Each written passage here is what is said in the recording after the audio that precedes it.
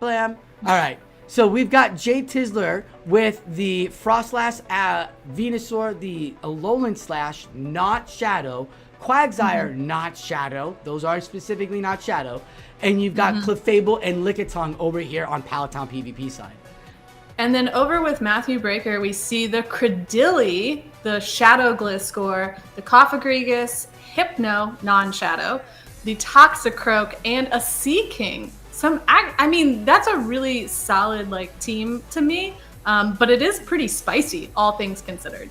That's definitely a drafting team because Hypno can be a Swiss Army knife, where over as JTizzle's team has the real good strat of give Frostlass energy and you're good, or tank with some Venusaur pressure.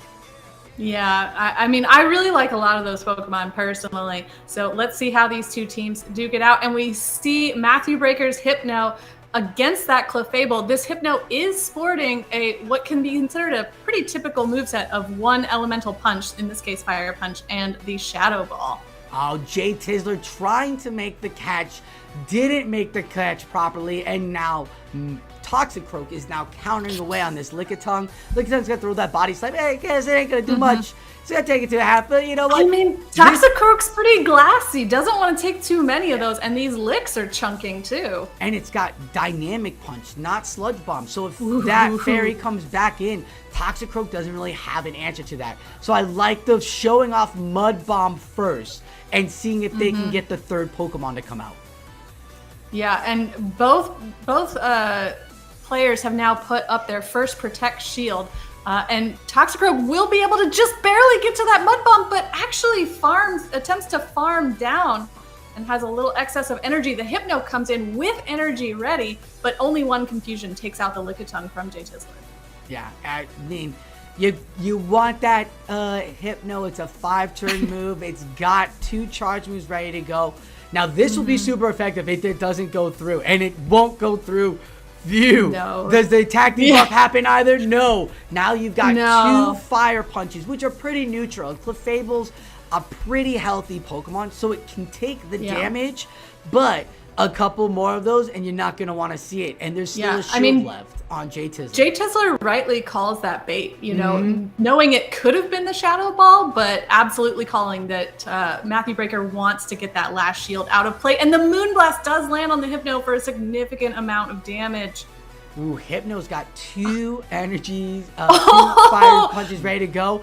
And oh no, it's the Legacy Dugong with the Legacy move Poison Jab, the Legacy move Icy Wind, and the Legacy move Triple Legacy Seaking right here. And you did call it earlier, Frostlass with a shield in the endgame for JTizzle is going to come absolutely in clutch, as it is resisting these poison jabs and has that shield, and now almost 2 Shadow Balls ready.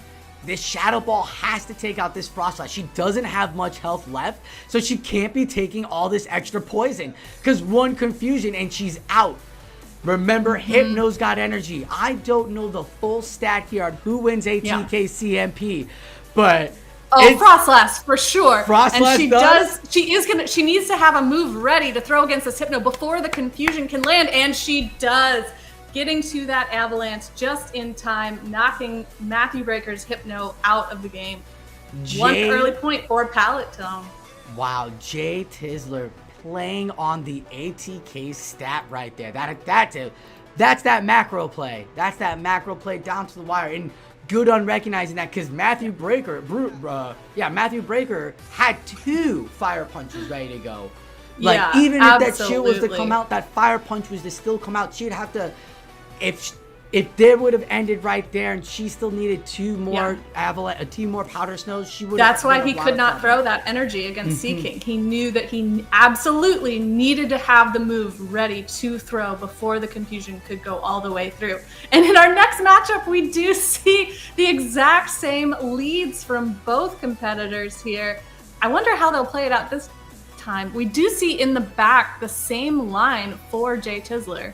We do, and I believe it's the Cofagrigus. I see the fake of the claw, but we'll have to find out if this Moonblast will go through or not, as it is, and it's gonna bring that Hypno to half health. Now this non-Shadow Hypno healthier. And I think we lost something there when we all decided to go back out of Shadow, because Hypno can take some damage.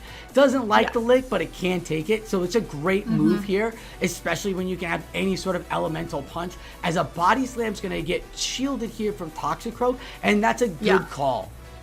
Yeah, I mean, based on the way we saw this same match play out last time, we know that that early shield from Toxicroak allows it to get enough energy that it can survive this body slam and then be able to throw the 2 mud bombs this time that it needs.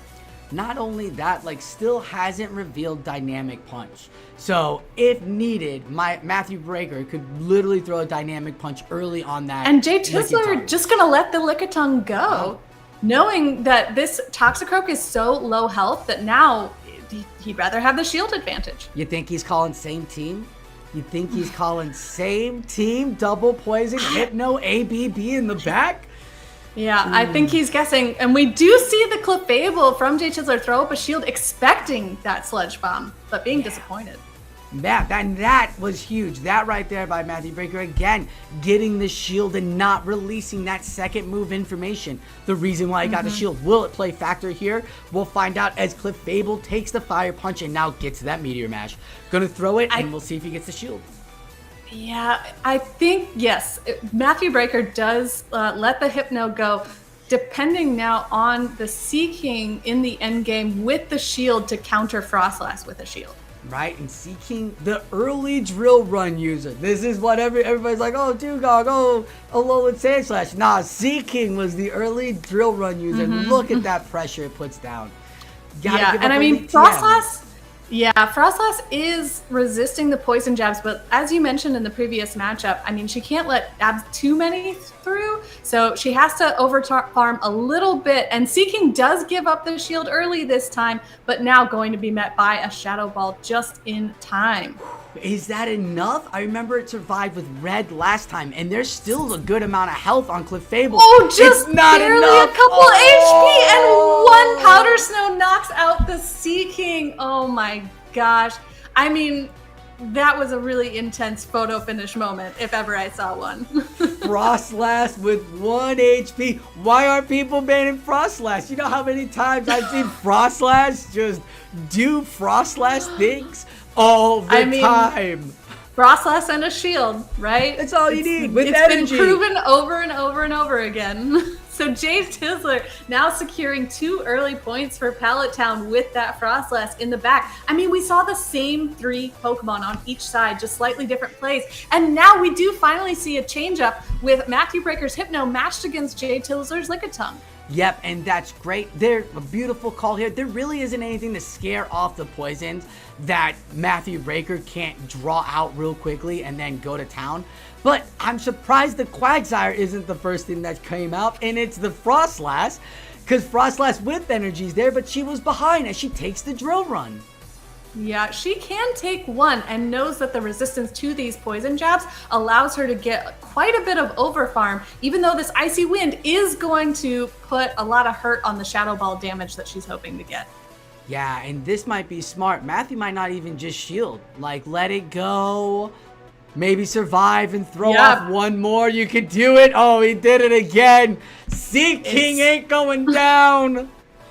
But Frostlass overfarms so much energy that now she's going to get an avalanche, forcing the Seeking to actually shield to preserve the energy that it has fought so hard to get.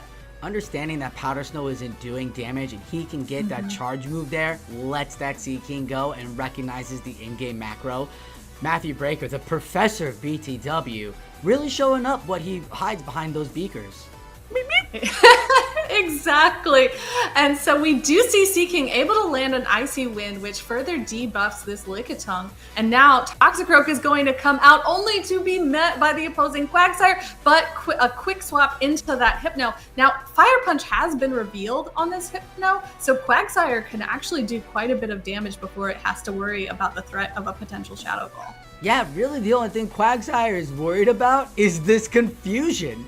That's it. And Quagsire can get to those Mud Bombs before, like 2 Mud Bombs before Hypno can get to 5 confusions. So this is all the shield pressure now. Quagsire, once it got that Drill Run or Mud Bomb boost Let's just tell it what it was. Oh my gosh, and we Needed see bomb. the Hypno going straight for the Shadow Ball instead of trying any kind of bait, knocking that Quagsire out. Now this Lickitung is up against the Hypno, and this Hypno does have enough energy to get to a Fire Punch. Just like you said, the move sets are revealed. So keeping a shield is fine as licks are just destroying that Hypno.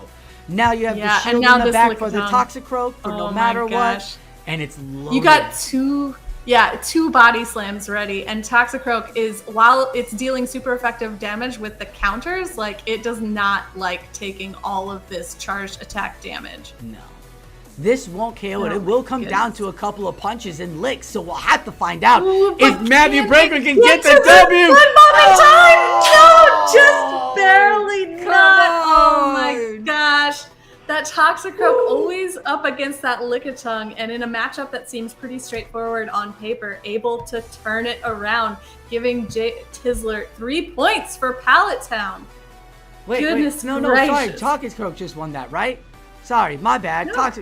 Didn't Toxicroak just win that? No, Toxicroak. That's right. Couldn't get to it. I was like, because all I'm seeing is the 1 HP of Lickitung left. Because the Lickitung, you know, the lick is only a 1-turn move, so it's able to get that damage through faster than the turn is over for Toxicroak to hit the actual Mud Bomb. On the so second unfortunately, literally just down to the wire, that Lickitung got the Toxicroak just out of the way. Well, oh my